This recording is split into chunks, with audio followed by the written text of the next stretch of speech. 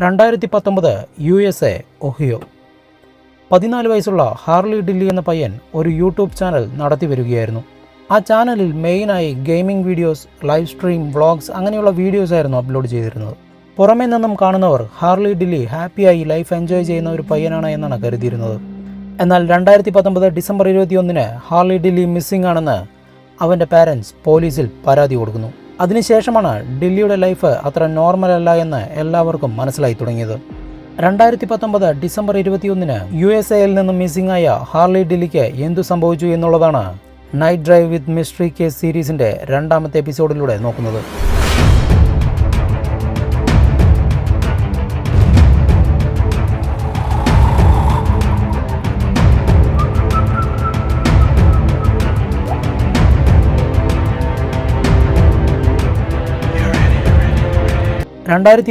August 15 ഒഹിയോയിലെ port Clinton എന്ന ടൗണിൽ താമസിച്ചിരുന്ന മാർക്കസ് ആൻഡ് ഹെത്തർ ഡില്ലി ദമ്പതികളുടെ 2ാമത്തെ കുട്ടിയായിട്ടാണ് ഹാർലി ഡില്ലി ജനിക്കുന്നത്.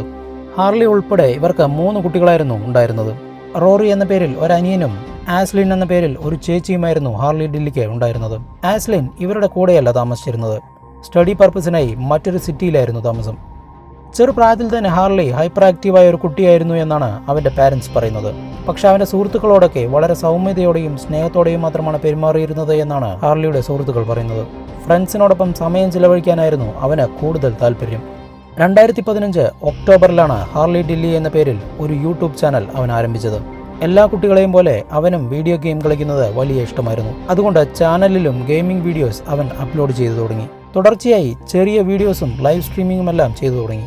ഈ ചാനൽ തുടങ്ങുമ്പോൾ ഹാർലിക്ക് 10 വയസ്സായിരുന്നു. ചാനലിൽ ലൈവ് സ്ട്രീമിംഗ് നടത്തുന്ന സമയത്ത് ഹാർലി തൻ്റെ പേഴ്സണൽ ലൈഫിനെ കുറിച്ച് പല കാര്യങ്ങളും തുറന്നു പറഞ്ഞു തുടങ്ങി.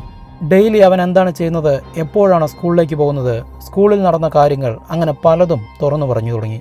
ആദ്യമെല്ലാം ഹാപ്പി ആയിട്ടുള്ള കാര്യങ്ങളാണ് പറഞ്ഞിരുന്നതെങ്കിൽ പതുക്കെ ഹാർലിയും അവൻ്റെ അമ്മയുമായിട്ടുള്ള തർക്കങ്ങളാണ് പ്രധാനമായും അവൻ പറഞ്ഞത്. ടീനേജിൽ കുട്ടികളുള്ള പാരൻസ് തമ്മിലുള്ള ഇത്തരത്തിലുള്ള പ്രശ്നങ്ങൾ സ്വാഭാവികമാണ്. മക്കൾ തെറ്റായ വഴിക്ക് പോകുമോ എന്ന് കരുതിയാണ് പല പാരൻസും ഉപദേശിക്കുന്നത്. എന്നാൽ ഹാർലി ഡില്ലിയുടെ പാരൻസ്, പ്രത്യേകിച്ച് അവൻ്റെ അമ്മ ഹെത്തർ ഡില്ലി, അവനെ വളരെ ഹാർഷായി ചീത്ത പറയുന്നത് പതിവാണ്.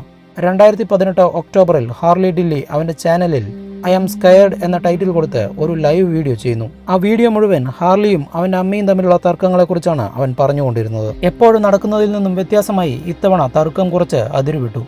ദേഷ്യം വന്ന ഹെത്തർ ഡില്ലി പോലീസിനെ വിളിച്ച് ഇൻഫോം ചെയ്തു എന്ന് പറഞ്ഞ് ഹാർലിയെ ഭയപ്പെടുത്തുന്ന സാഹചര്യം വരെ ഉണ്ടായി. ഒരു ദിവസം ഹാർലിയെ വീടിനകത്തിട്ട് പൂട്ടി ഹെത്തർ പുറത്തേക്ക് പോയി. ഭക്ഷണം കഴിക്കാനോ വെള്ളം കുടിക്കാനോ പോലും സാഹചര്യമില്ലാത്ത രീതിയിലായിരുന്നു അവനെ അടച്ചിട്ടിരുന്നത്. കൊടും തണുപ്പുള്ള ക്ലൈമറ്റ് ആയിരുന്നു അന്നുണ്ടായിരുന്നത്. ഇത് നടക്കുമ്പോൾ ഹാർലിക്ക് 12 വയസ്സായിരുന്നു. ഈ കാര്യങ്ങളെല്ലാം അവൻ ലൈവ് സ്ട്രീമിംഗിൽ തുറന്നു പറഞ്ഞിരുന്നു. വീഡിയോ കണ്ട മിക്കവാറും പേരും അവൻ്റെ പാരൻസിനെയാണ് കുറ്റം പറഞ്ഞത്. ഹാർലിയുടെ ഭാഗത്ത് തെറ്റുകളുണ്ടാവാം, എന്നാൽ ഹൈപ്പർ ആക്റ്റീവായ ഒരു കുട്ടിയെ ഹാൻഡിൽ ചെയ്യുന്ന രീതിയിലായിരുന്നില്ല പാരൻസ് അവനെ നോക്കിയിരുന്നത്. വീണ്ടും അവനെ പണിഷ് ചെയ്യുന്നതിലായിരുന്നു അവർ കൂടുതൽ ശ്രദ്ധിച്ചിരുന്നത്. ഹെത്തർ ഡില്ലി മാത്രമല്ല, അവൻ്റെ അച്ഛൻ മാർക്കസും ഏറെക്കുറെ അങ്ങനെ തന്നെയായിരുന്നു പെരുമാറിയിരുന്നത്. ഇതിൻ്റെ ഒരു തെളിവും ഹാർലിയുടെ ലൈവ് സ്ട്രീമിംഗ് വീഡിയോയിൽ ഉണ്ടായിരുന്നു. ഹാർലി ലൈവ് സ്ട്രീമിംഗ് ചെയ്തുകൊണ്ടിരിക്കുമ്പോൾ പുറകിൽ അവൻ്റെ അച്ഛൻ വളരെ ഉച്ചത്തിൽ നിലവിളിക്കുന്ന ഒരു ശബ്ദം റെക്കോർഡായിരുന്നു. ഇത് ഹാർലിയുടെ 4 വയസ്സ് മാത്രമുള്ള അനിയൻ ഒരു പേപ്പറിൽ കോഫി തട്ടിയിട്ടു എന്ന് പറഞ്ഞാണ് അയാൾ ഇത്ര ഉച്ചത്തിൽ നിലവിളിച്ചത്. അത് ഹാർലി ലൈവ് സ്ട്രീമിംഗിൽ പറയുന്നുമുണ്ട്. അതിൽ നിന്നും അവൻ്റെ പാരൻസ് എങ്ങനെയാണ് പെരുമാറുന്നത് എന്നുള്ളതിൻ്റെ ഏകദേശ ധാരണ നമുക്ക് ലഭിക്കും. തുടർന്നും ഹാർലി വീഡിയോസ് പോസ്റ്റ് ചെയ്തിരുന്നു. എന്നാൽ 2019 ഡിസംബർ 10 അപ്ലോഡ് ചെയ്ത വീഡിയോയാണ് ഹാർലി ഡില്ലിയുടെ അവസാനത്തെ വീഡിയോ. അതിനുശേഷവും ഹാർലി പലതവണ അമ്മയോട് തർക്കിച്ചിരുന്നു. അവസാനമായി 2019 ഡിസംബർ 19 പനിയായതുകൊണ്ട് ഞാനിന്ന് സ്കൂളിലേക്ക് പോകുന്നില്ല എന്ന് ഹാർലി അമ്മയോട് പറയുന്നു. എന്നാൽ അമ്മ അവനെ വളരെ ഹാർഷായി ചീത്ത പറഞ്ഞ് സ്കൂളിലേക്ക് അയക്കുന്നു. അന്ന് വളരെ വിഷമത്തോടെ സ്കൂളിലേക്ക് പോയ ഹാർലി ഡില്ലിയെ പിന്നെ ആരും ജീവനോടെ കണ്ടിട്ടില്ല. വീട്ടിൽ നിന്നും പോയ ഹാർലി അന്ന് സ്കൂളിലെത്തിയിരുന്നില്ല. ഈവനിങ് വളരെ നേരമായിട്ടും വീട്ടിലും തിരിച്ചെത്തിയില്ല. എന്നിട്ടും അവൻ്റെ പാരൻസിന് ഹാർലിയുടെ കാര്യത്തിൽ വലിയ ടെൻഷനൊന്നും ഉണ്ടായിരുന്നില്ല. അടുത്ത ദിവസം ഈവനിങ്ങോടെ മാത്രമാണ് അവർ പോലീസിൽ പരാതിയുമായി ചെന്നത്. പോലീസ് ഹാർലിയുടെ ഫ്രണ്ട്സിൻ്റെ വീട്ടിലെല്ലാം ചെന്നന്വേഷിച്ചു. പക്ഷേ ഫലമുണ്ടായില്ല. അതിനടുത്ത ദിവസം ഹാർലിയുടെ അമ്മ ഫേസ്ബുക്കിൽ ഒരു വീഡിയോ പോസ്റ്റ് ചെയ്യുന്നു. ഹാർലിയെ കണ്ടെത്തി തരണമെന്ന് പറഞ്ഞ് വളരെ ഇമോഷണലായിട്ടുള്ള ഒരു വീഡിയോയാണ് അവർ പോസ്റ്റ് ചെയ്തത്. ആഴ്ചകൾ കടന്നുപോയി. പോലീസുകാരും 100-ലധികം വോളണ്ടിയേഴ്സും തിരച്ചിൽ നടത്തിയിട്ടും ഹാർലിയെ കണ്ടെത്താൻ കഴിഞ്ഞില്ല. കേസ് USA മുഴുവൻ ചർച്ച ചെയ്യപ്പെട്ടു. ഇതോടെ ഹാർലിയുടെ യൂട്യൂബ് ചാനലും റീച്ചായി തുടങ്ങി. അതിൽ ഐ ആം സ്കെയർഡ് എന്ന് പറഞ്ഞ് ചെയ്ത ലൈവ് സ്ട്രീമിംഗ് വീഡിയോ കണ്ട എല്ലാവരും അവന്റെ പാരന്റ്സിനെ കുറ്റപ്പെടുത്തി. പോലീസ് അന്വേഷണത്തിൽ ഹാർലിയുടെ വീടിന് പരിസരത്തുള്ള ഒരു സെക്യൂരിറ്റി ക്യാമറയിൽ മിസ്സിംഗ് ആയ ദിവസം അവൻ ബാഗുമായി പോകുന്ന ഒരു വീഡിയോ ലഭിച്ചു. സ്കൂളിലേക്ക് പോവാതെ മറ്റാരെയോ കാണാനാണ് അവൻ പോയത് എന്ന് പോലീസ് ചിന്തിച്ചു. ഹാർലിയുടെ പാരന്റ്സിന് മേലും പോലീസിന് സംശയമുണ്ടായിരുന്നു. 5 തവണയിൽ കൂടുതൽ അവർ ഹാർലിയുടെ വീട്ടിൽ സെർച്ച് നടത്തി.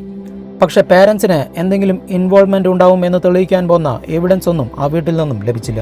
എല്ലാവരും ഹാർലി വീട്ടിൽ നിന്നും ഒളിച്ചോടി പോയതാവുമെന്നാണ് പറഞ്ഞത്. എന്നാൽ അവന്റെ പാരന്റ്സ് ഇത് നിഷേധിച്ചു. അവനെ ആരെങ്കിലും കിഡ്നാപ്പ് ചെയ്തിരിക്കുമെന്നാണ് പാരന്റ്സ് പറയുന്നത്.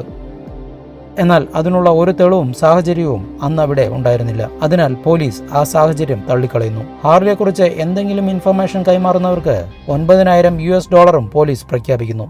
പക്ഷേ അതും ഫലം കണ്ടില്ല. കൂടുതൽ ദൂരത്തേക്കൊന്നും അവൻ പോയിട്ടില്ല എന്ന് പോലീസിന് ഉറപ്പായിരുന്നു. കാരണം അവർ പരിസര പ്രദേശങ്ങളിലെ CCTV ഫുട്ടേജസ് എല്ലാം പരിശോധിച്ചിട്ടും ഹാർലിയെ അതിലൊന്നും കണ്ടെത്താൻ കഴിഞ്ഞില്ല. ഇതൊരു മിസ്റ്റീരിയസ് കേസായി മാറി തുടങ്ങി. കുറച്ച് ദിവസങ്ങൾക്ക് ശേഷം ഈ കേസിൽ ഒരു വഴിത്തിരിവുണ്ടാവുന്നു. ഈ സമയത്താണ് ഒരു വ്യക്തി പോലീസിനോട് ഓൺലൈനിൽ ഒരു കാര്യം പറയുന്നത്. ഹാർലി ഡില്ലിയുടെ വീടിന് പരിസരത്തുള്ള ഒരു സ്ട്രീറ്റിൽ ആൾ താമസമില്ലാത്ത ഒരു വീടുണ്ട്. ആ വീടിന് മുന്നിലൂടെ കാറിൽ പോയ സമയത്ത് ഒരു ജാക്കറ്റ് ആ വീടിന് പുറത്ത് തൂക്കിയിട്ടിരിക്കുന്നത് കണ്ടിരുന്നു. ഇത് പോലീസ് ഹാർലിയെ കണ്ടെത്താൻ ഷെയർ ചെയ്ത പോസ്റ്ററിൽ മെൻഷൻ ചെയ്ത ജാക്കറ്റ് പോലെ ഉണ്ടായിരുന്നു എന്നാണ് അയാൾ പോലീസിനോട് പറഞ്ഞത്. ആ വീട് സമ്മർ സീസണിൽ മാത്രം ഉപയോഗിക്കുന്നതിനായി അതിന്റെ ഓണർ നിർമ്മിച്ചതായിരുന്നു. എന്നാൽ കഴിഞ്ഞ 10 വർഷമായി ആ വീട്ടിൽ ആരും താമസിക്കുന്നില്ല. വിവരം ലഭിച്ച അന്ന് രാത്രി തന്നെ പോലീസ് ആ വീട്ടിൽ തിരച്ചിൽ നടത്തി. ഇൻഫർമേഷൻ ലഭിച്ചതുപോലെ തന്നെ ഹാർലിയുടെ ജാക്കറ്റും ടീഷർട്ടും സ്പെക്സുമെല്ലാം ആ വീടിനകത്തു നിന്നും പോലീസിന് ലഭിച്ചു. പക്ഷെ ഹാർലിയെ മാത്രം കണ്ടെത്താനായില്ല. ആ വീടിനകത്ത് എന്തോ നടന്നിട്ടുണ്ട് എന്ന് ഉറപ്പാണ്. ഇനി ഈ കേസിൽ ഒരു മൂവ്മെന്റ് ഉണ്ടെങ്കിൽ അത് ഈ വീട്ടിൽ നിന്നും തന്നെയായിരിക്കുമെന്ന് പോലീസിനറിയാം. അതുകൊണ്ട് ആ വീട് മുഴുവൻ ഡീറ്റെയിലായി തിരച്ചിൽ നടത്തി. ആ സമയത്താണ് ഒരു പ്രത്യേക സ്മെൽ പോലീസ് നോട്ടീസ് ചെയ്യുന്നത്. അത് ആ വീടിനകത്തുണ്ടായിരുന്ന ചിമ്മിനിയിൽ നിന്നുമാണെന്ന് മനസ്സിലായി. പൂട്ടിയിട്ട വീടിനകത്തേക്ക് ഹാർലി വന്നിട്ടുണ്ട് എന്നുള്ളത് ഉറപ്പാണ്. അവന്റെ ടീഷർട്ടും സ്പെക്സുമെല്ലാം ആ വീടിനകത്തായിരുന്നു ഉണ്ടായിരുന്നത്. ആ വീട് ആരെങ്കിലും ഓപ്പൺ ചെയ്ത സമയത്തല്ല അവൻ ഉള്ളിലെത്തിയതെങ്കിൽ തീർച്ചയായും അകത്ത് കടക്കാനുള്ള ഏക വഴി ആ ചിമ്മിനിയാണ്. പുറത്തു നിന്നും വീടിന് മുകളിലേക്ക് വലിഞ്ഞു കയറി ആ ചിമ്മിനി വഴി ഉള്ളിലേക്ക് ഇറങ്ങാൻ കഴിയും. കുറച്ച് റിസ്ക് ആണത്. ആ സാധ്യത കണക്കിലെടുത്ത് പോലീസ് ആ ചിമ്മിനി പൊളിക്കാൻ തീരുമാനിച്ചു. പൊളിച്ചു തുടങ്ങിയതോടെ എല്ലാവരെയും ഞെട്ടിപ്പിച്ചുകൊണ്ട് ആ കാഴ്ച അവർ കണ്ടു. ആ ചിമ്മിനിയിൽ കുടുങ്ങി മരണപ്പെട്ട നിലയിൽ ഹാർലി ഡില്ലിയുടെ മൃതദേഹം. ആ ഒരു ന്യൂസ് എല്ലാവരെയും തളർത്തി. പോലീസ് ഹാർലി ഡില്ലിയുടെ മൃതദേഹം പോസ്റ്റ്മോർട്ടത്തിന് അയച്ചു. റിപ്പോർട്ട് പുറത്തു വന്നു. ശ്വാസം മുട്ടിയാണ് മരണം നടന്നിരിക്കുന്നത്. മറ്റ് സംശയിക്കത്തക്കതായ മുറിവുകളോ ലക്ഷണങ്ങളോ ഒന്നുമില്ല. ഹാർലിയുടെ മരണത്തെക്കുറിച്ച് പോലീസ് പറയുന്നത് ഇങ്ങനെയാണ്. ദേഷ്യപ്പെട്ട വീട്ടിൽ നിന്നും സ്കൂളിലേക്ക് ഇറങ്ങിയ ഹാർലി സ്കൂളിലേക്ക് പോവാതെ നേരെ പോയത് ആ വീട്ടിലേക്കാണ്. ആൾ താമസമില്ലാതെ പൂട്ടിക്കിടക്കുന്ന വീടാണ് അത് എന്ന് അവനറിയാം. തന്റെ ജാക്കറ്റ് പുറത്ത് തൂക്കിയിട്ട് വീടിനകത്തേക്ക് ചിമ്മിനി വഴി കയറാൻ അവൻ തീരുമാനിച്ചു.